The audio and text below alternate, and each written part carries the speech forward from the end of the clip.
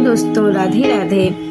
आप सभी को शुक्ल प्रदोष व्रत की हार्दिक शुभकामनाएं। आइए शुक्ल प्रदोष व्रत का महत्व तथा कथा सुनते हैं। धार्मिक ग्रंथों के अनुसार प्रदोष व्रत करने से भगवान शिव शंकर की पूर्ण कृपा प्राप्त की जाती है। इससे जीवन में किसी प्रकार का अभाव नहीं रहता। इतना ही नहीं, समस्त आर्थिक संकटों का समाधान करने के लिए प्रदोष व्रत अवश्य करना चाहिए।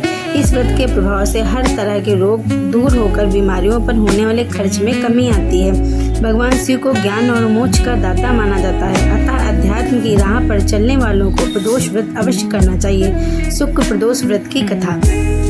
एक नगर में 3 मित्र रहते थे, राजकुमार, ब्राह्मण कुमार और तीसरा धनिक पुत्र। राजकुमार और ब्राह्मण कुमार विवाहित थे। धनिक पुत्र का भी विवाह हो गया था, लेकिन गौना शेष था। एक दिन तीनों मित्र स्त्रियों की चर्चा कर रहे थे।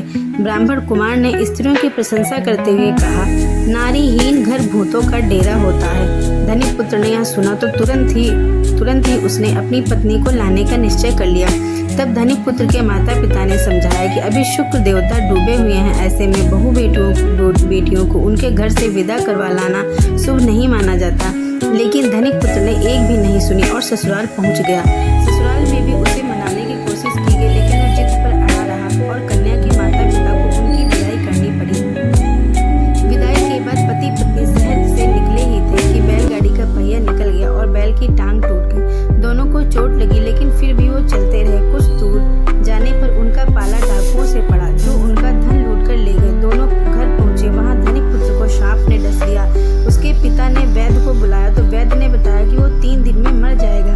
जब ब्राह्मण कुमार को यह खबर मिली तो वह धनिक पुत्र के घर पहुंचा और उसके माता पिता को शुक्ल प्रदोष व्रत की सलाह दी और कहा कि इसे पत्नी सहित वापस ससुराल भेज दें। धनिक ने ब्राह्मण कुमार की बात मानी और ससुराल पहुंच गया, जहाँ उसकी हालत ठीक होती गई। यानी शुक्ल प्रदोष के महात्म से सभी घोर कष्ट दूर हो गए। इस दिन कथा सुने अथवा सुनाएं तथा कथा समाप्त के बाद हवन सामग्री मिलाकर 11 या 21 या 108 बार ओम ह्रीं क्लीं नमः शिवाय स्वाहा मंत्र से आहुति दें। उसके बाद शिव जी की आरती तथा प्रसाद वितरित करें। उसके बाद भोजन करें। कहा जाता है कि शुक्र को प्रदोष व्रत सौभाग्य और दाम्पत्य जीवन में सुख समृद्धि भर देता है। यही कारण है कि आज के प्रदोष व्रत का काफी खास माना जा रहा है। शुक्रवार के दिन पड़ने वाले इस व्रत से सुख समृद्धि की प्राप्ति होती है।